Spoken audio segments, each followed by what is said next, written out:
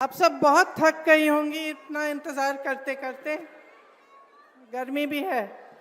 तो सबसे पहले मैं आप सबको धन्यवाद देना चाहती हूँ कि आप यहाँ आई हैं और एक दूसरी की जो समस्याएं हैं उनके बारे में मुझे आपने अवगत किया, उसके साथ साथ आप मेरी बातों को भी सुनने के लिए आई हैं।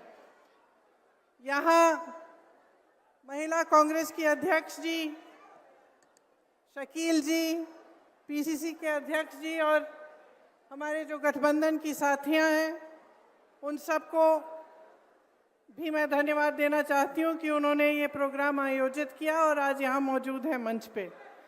देखिए, हम सब महिलाएं हैं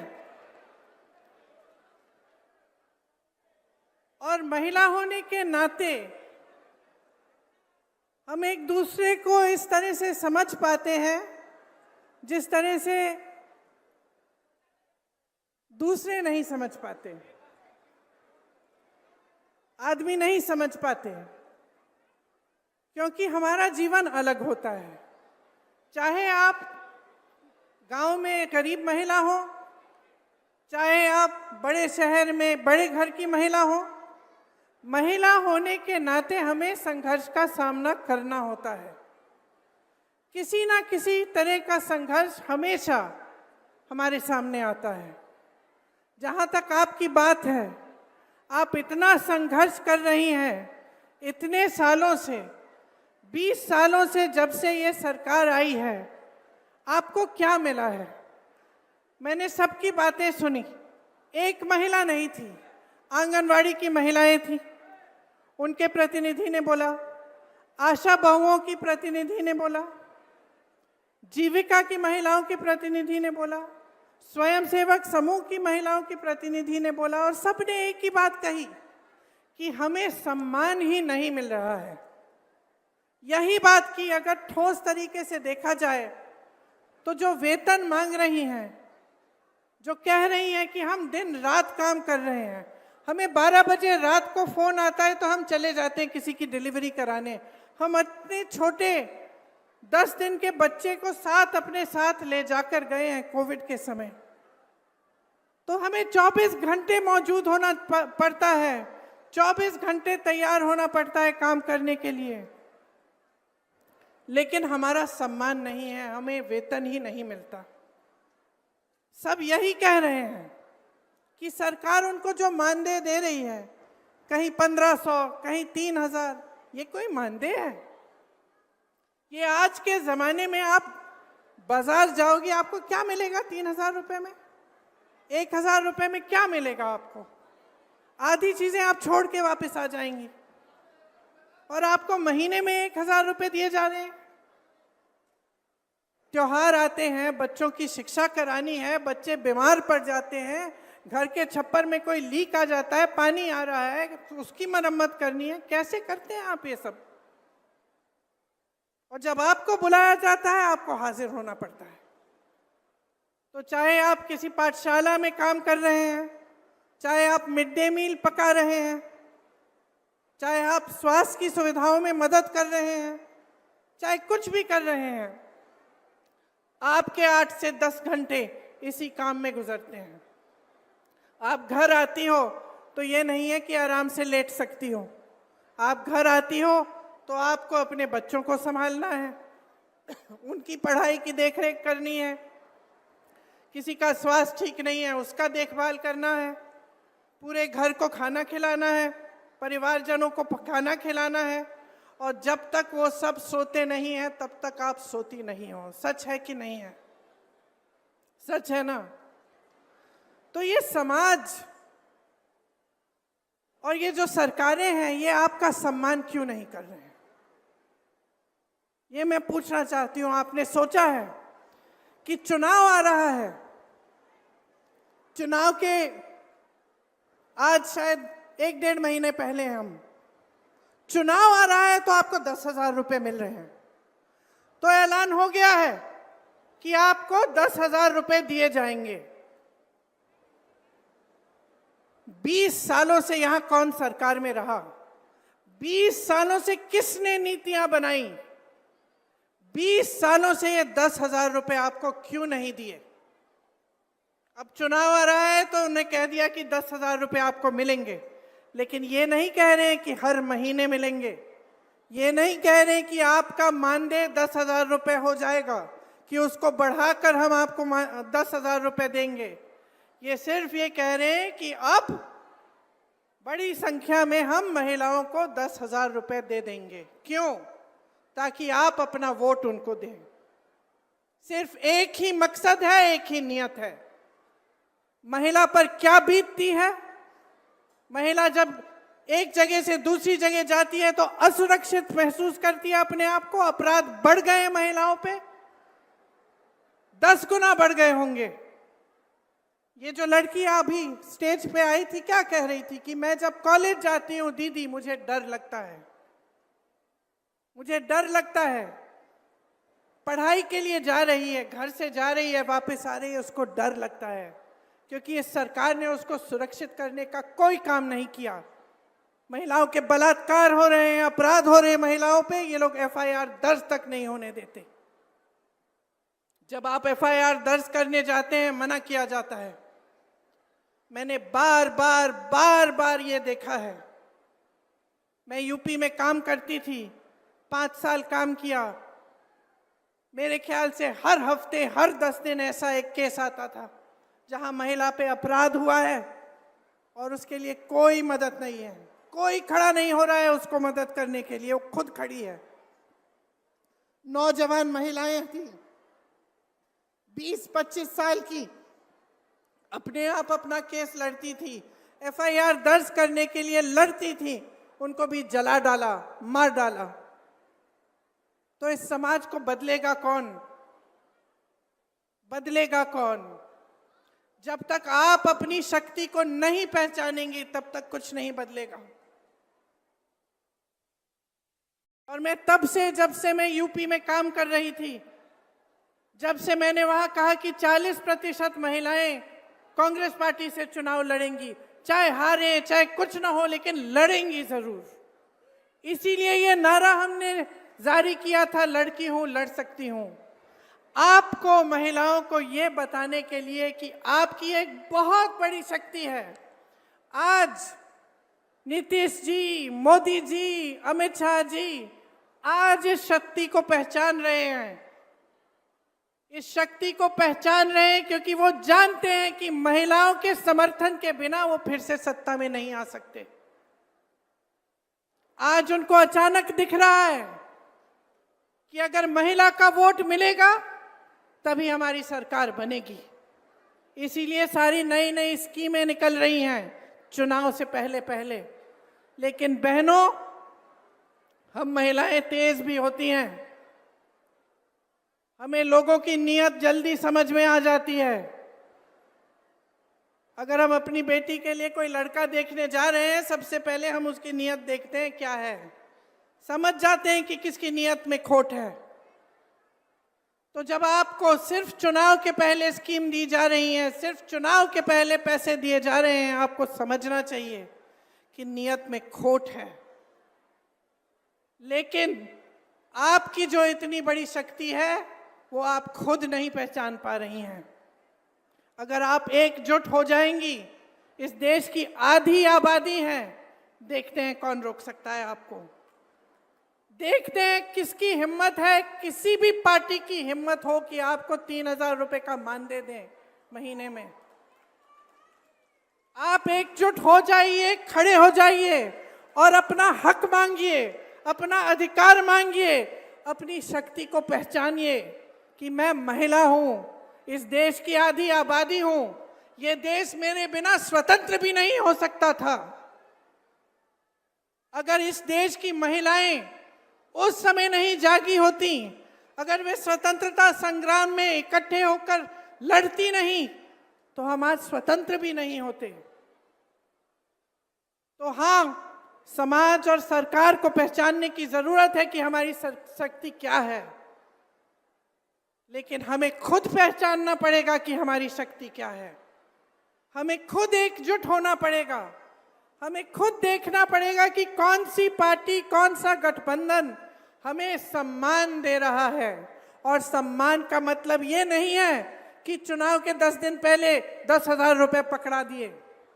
हमें खरीदने की कोशिश है, ये हमारा सम्मान नहीं है।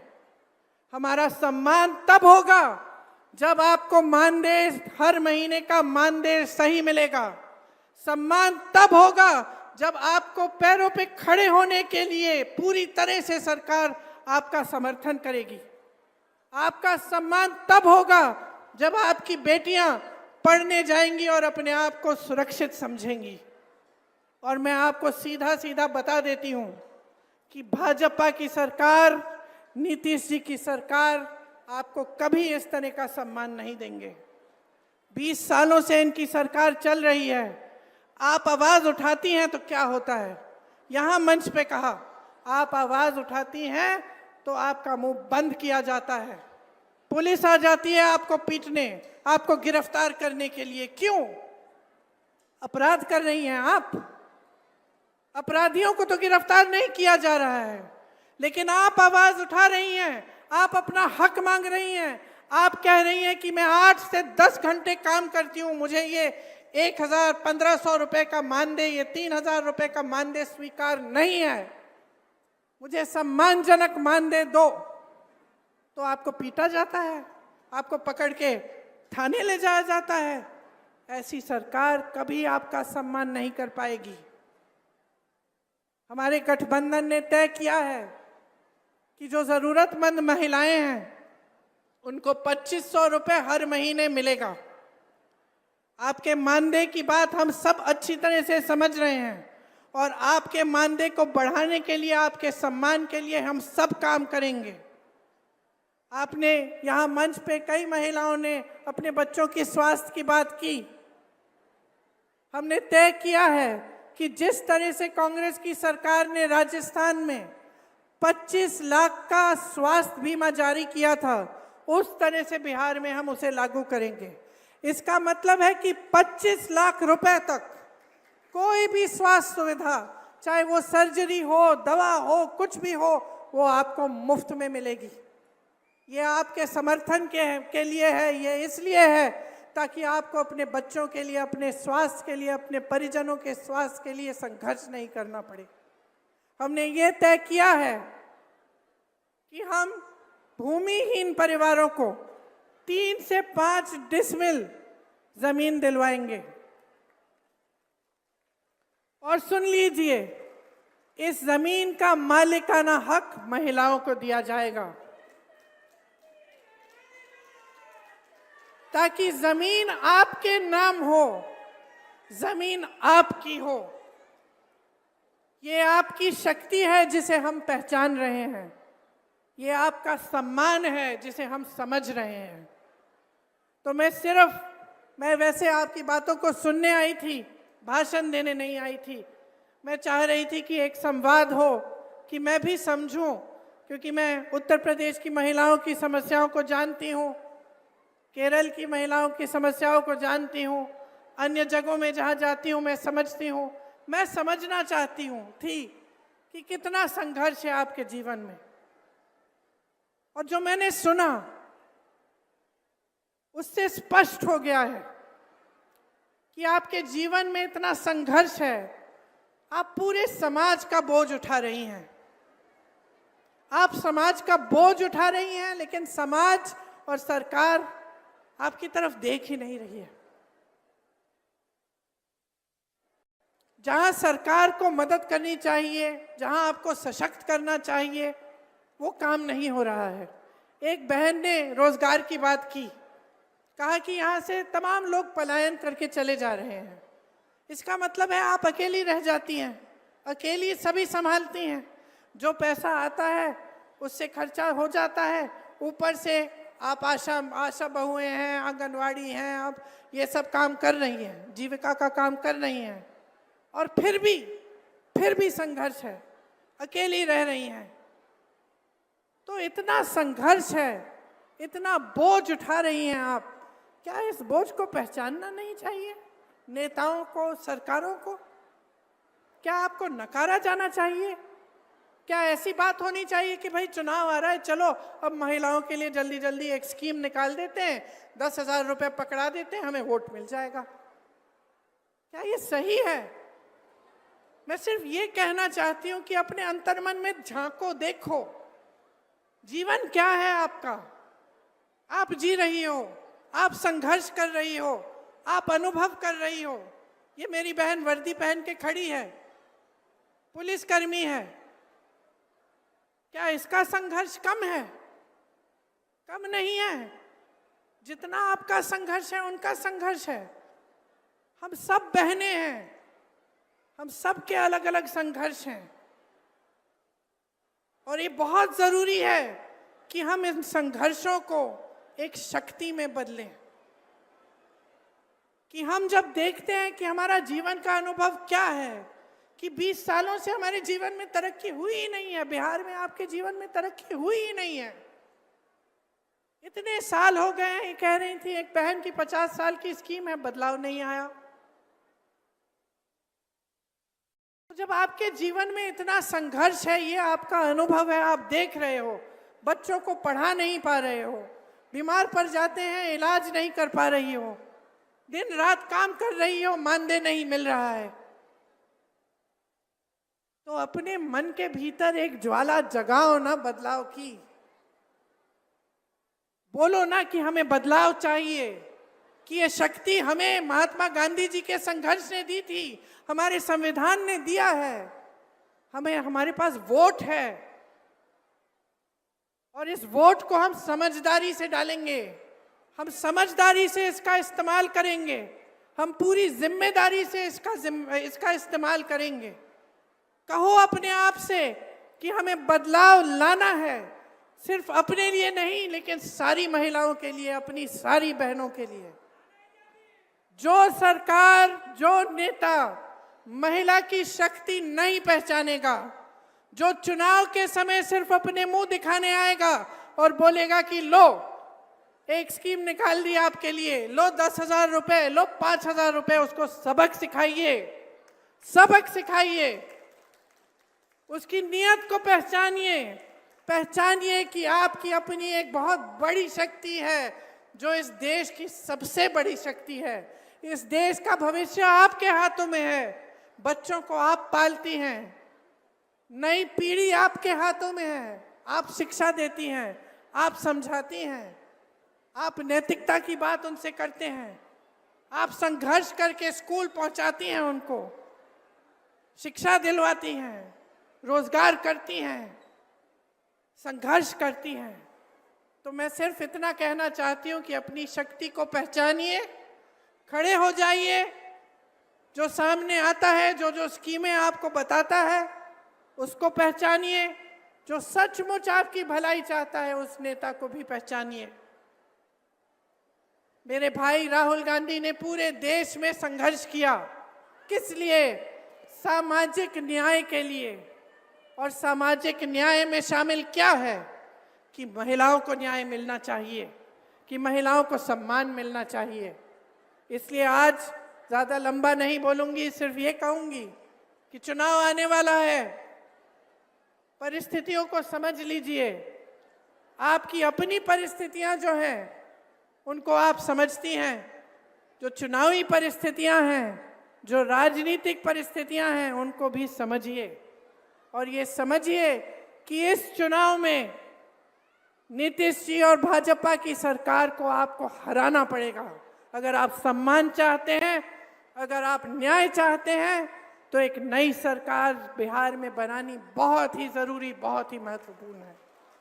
आप सबने बहुत इंतज़ार किया, देर भी हो रही है, मुझे लग रहा है कि कुछ बहनें जा भी रही हैं, खाना वाना पकाना होगा, काम करना पड़ेगा।